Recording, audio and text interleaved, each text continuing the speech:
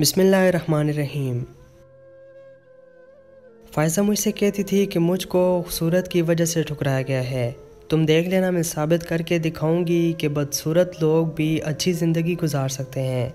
मैं ये बता कर रहूँगी कि खूबसूरती इतनी अहम चीज़ नहीं होती जितनी खूबसूरती होती है। फ़ायज़ा मेरी पड़ोसन थी, हमारा बचपन साथ गुजरा था। क्लास फेनो होने के सबब इसकी बहनों की निस्बत मेरी इसके साथ ज़्यादा दोस्ती थी। ये 3 बहनें थी, इनका कोई भाई न था। नासरा और कैसरा की शादियां हो चुकी थीं, जबकि छोटी होने के सबब फ़ायज़ा खैर शादीशुदा थी। अब बेवा माँ को फ़ायज़ा की शादी की फ़िक्र खाई जाती थी। वो नासरा और कैसरा से कहती रहती कि तुम लोग अब छोटी की फ़िक्र करो ताकि मेरे सर से बोझ उतरे। एक रोज़ नासरा ने माँ को खुशखबरी सुनाई। रिश्ते के एक देवर ने इसके ज़िम्मे ये फरीज़ा लगाया है कि अपने ख़ानदान से कोई लड़की इसके लिए तलाश करे। नासरा ने सलीम से फ़ायज़ा का जिक्र किया और ये भी कहा कि तुम मम्मी के साथ घर चलकर एक नज़र मेरी बहन को देख लो। सलीम ने कहा, मुझे लड़की देखने की ज़रूरत नहीं, वो अम्मी देख लेगी। आपकी बहन तो आपके जैसे ही होगी। हाँ, मेरे जैसे ही है। नासरा ने कहा, फिर तो ठीक है भाई, मुझे आप जैसे ही शरीके हयात चाहिए। नासरा की मेरे जैसे कहने से आदातो एतवार और सलीका शोहरी थी, जबकि सलीम का मतलब शक्ल सूरत से था। और सूरत शक्ल में तो नासरा मुख्त खूबसूरत नहीं थी, बल्कि लाखों में एक थी। बस वो समझा जैसी हसीन नासरा है, इसकी बहन फ़ायज़ा भी ऐसी ही होगी। सलीम के यहाँ लड़की खुद देखने का रिवाज नहीं था, माएँ ही लड़की देखती और पसंद करती थीं। सो सलीम की माँ नासरा के साथ उसकी वालदा के घर आई और फ़ायज़ा को देखते ही पसंद कर लिया। माएँ सिर्फ खूबसूरती नहीं देखती, जिसको बहू बनाना हो वो इसमें गुण देखती हैं। जब फ़ायज़ा से बात की तो सलीम की अम्मी को इसमें तरीका तमीज़, अच्छा इखलाक़ व गर्ज़ और भी गुण नज़र आए। सो इन्होंने हाँ कर दी। बेटे को भी खुशखबरी सुना दी कि मुझे नासरा की बहन बहुत पसंद आई। फ़ायज़ा की तारीफ़ भी की। सलीम खुश था कि उसकी शादी नासरा भाभी की बहन से हो रही है। नासरा की मिसाली ज़िंदगी इन लोगों के सामने थी। वो हसीन होने के साथ अच्छा जहेज़ लेकर आई थी, क्योंकि इसके वालिद ने काफ़ी रुपये और जायदाद छोड़ी थी। ससुराल में इसकी इज़्ज़त थी। हुस्न और दौलत बहुत से ऐब छुपा देते हैं।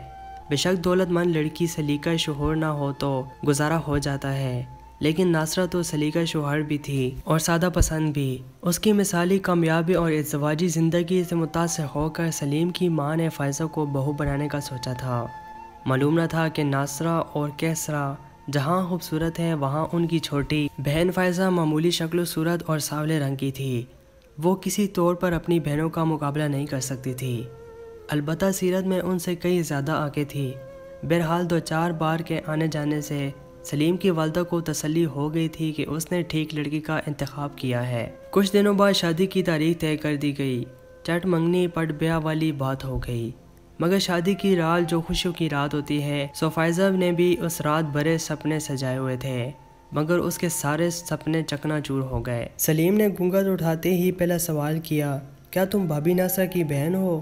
तुम इन जैसी तो नहीं। फ़ायज़ा ने दूल्हे की तरफ सवाली नज़रों से देखा। सलीम कहने लगा, वो तो बहुत खूबसूरत है, उनकी रंगत सुर्ख सफ़ेद और तुम तवान का उलट हो। क्या बहनों की शक्ल सूरत में इतना तजाद होता है? दूल्हे के इस स्वागत से फ़ायज़ा के नाजुक दिल को धचका लगा और वो ज़ब्त कर गई। सलीम ने इस पर बस न किया। कहने लगा, पता नहीं मेरी माँ को मुझसे क्या दुश्मनी थी, मैं सोच भी नहीं सकता था कि वो मेरे लिए ऐसी बीवी का इंतखाब करेगी। मैं तुम्हारे साथ नहीं रह सकता, मेरा तुम्हारा गुजारा मुश्किल है।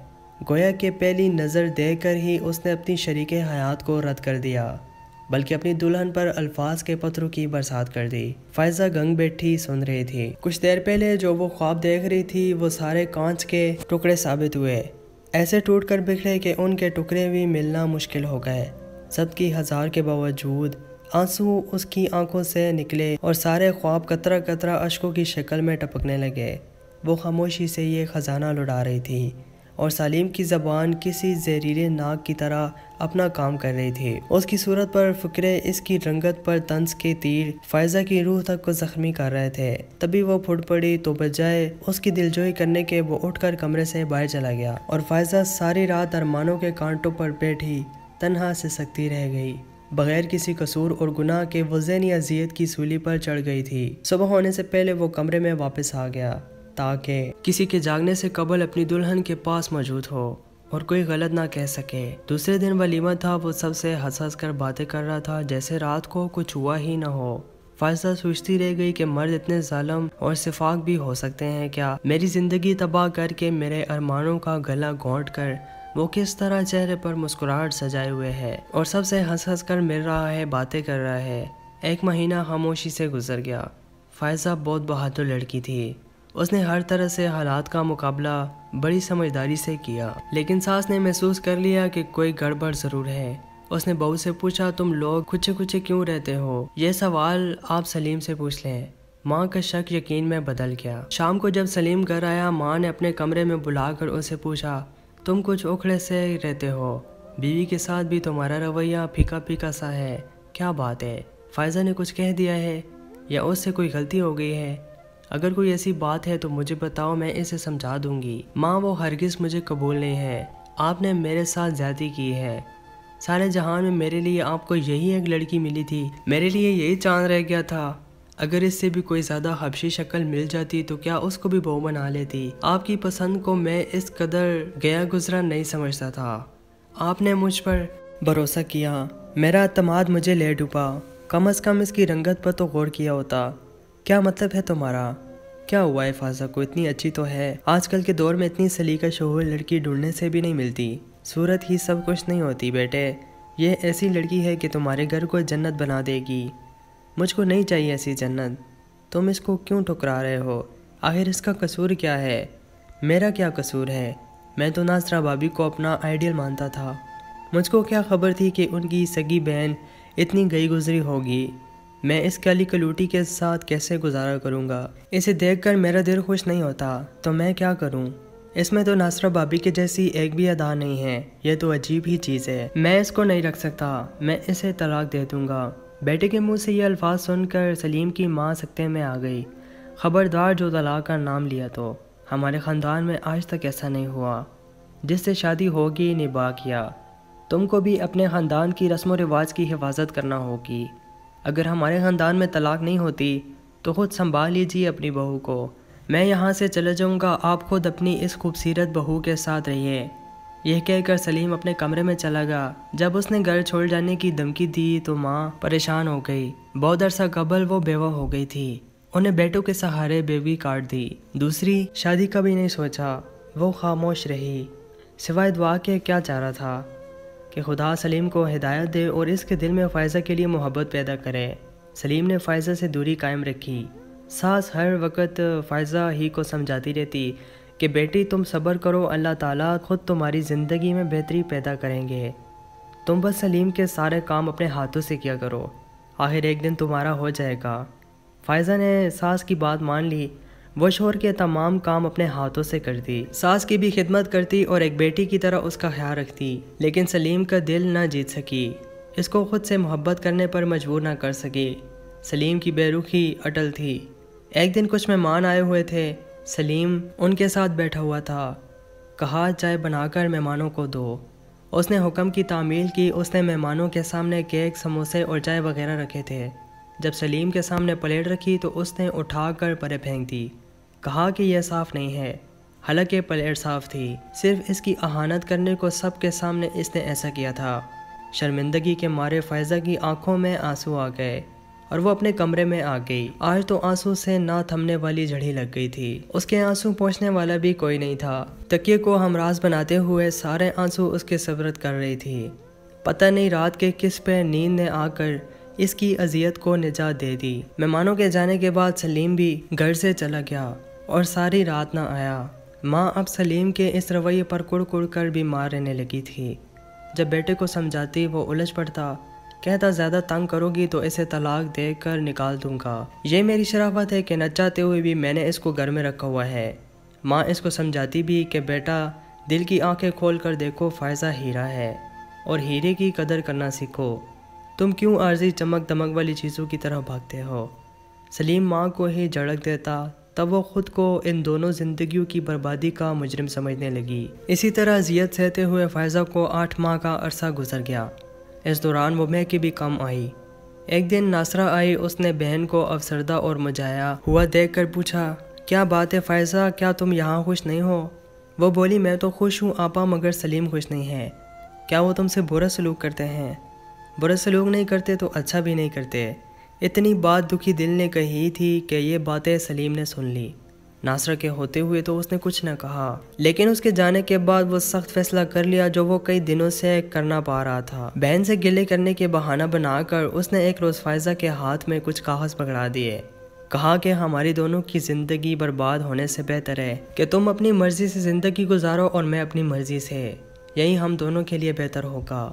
तुम मेरी तरफ से आज़ाद हो, जिसके साथ चाहो ज़िंदगी गुजारो। मैं भी दफ्तर में काम करने वाली लड़की से शादी करना चाहता हूँ ताकि वो खुशी जो तुमसे ना मिल सकी पा सकूं। फायजा बर्बादी का कागज़ लिए खड़ी थी। उसने सास से कहा कि अब आप मुझे मज़ीद सब्र की तलकीन मत करना। सलीम ने मेरे बारे में तफसील से फैसला कर दिया है।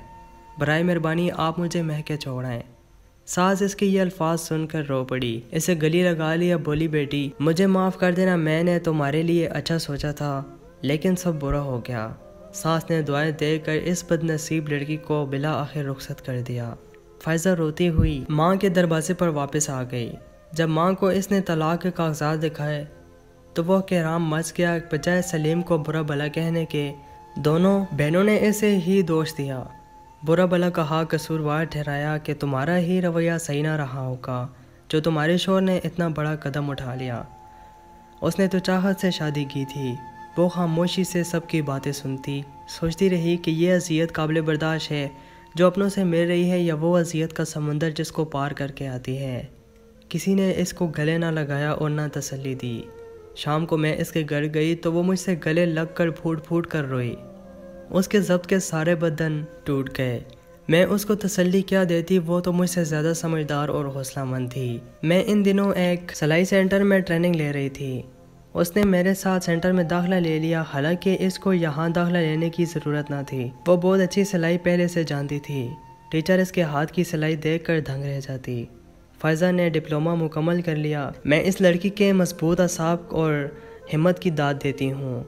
इसने FA के बाद पढ़ाई छोड़ दी थी, तालीम मुकम्मल की, IT का कोर्स किया और साथ अपना बुटीक भी शुरू कर दिया। जल्दी इसके बुटीक की शोहरत हो गई। हमारे मोहल्ले में एक नौजवान अमेरिका से आया हुआ था। उसने बुटीक की शोहरत सुनी तो अपनी खाला से कहा कि मुझको फायजा का काम देखना है। जब उसके बुटीक के कपड़े देखे तो ऑर्डर पर गारमेंट बनवाए। वो इनको अमेरिका ले गया जहां उसका बिजनेस था। वहां उन कपड़ों को खूब बेचाई मिली। साहद ने फायजा को मज़ीद ऑर्डर देकर बहुत से गारमेंट हसब मंशा बनवाए। इस शख्स की किस्मत खुल गई, उसका बिजनेस चल पड़ा। बहुत मुनाफे पर फायजा के बनाए हुए लिबास वहाँ बिकते थे और डिज़ाइन बेहद पसंद किए जाते थे। इस बार वो आया तो उसने फायजा को शादी की ऑफ़र दी, जिसको इसने कबूल कर लिया। साथ से शादी करके वो अमेरिका चली गई। वो 6 साल बाद पाकिस्तान आई। मुझसे मिली तो मैं इसको खुश देखकर निहाल हो गई। उसका शौहर इससे बहुत प्यार करता था। आज फायजा के पास किसी चीज़ की कमी नहीं थी। सच है कि हीरे की कदर जोहरी ही जानते हैं। फायजा के तआवन से साथ का बिजनेस तरक्की कर चुका था। दोनों खुश व खुर्रम जिंदगी गुजार रहे थे।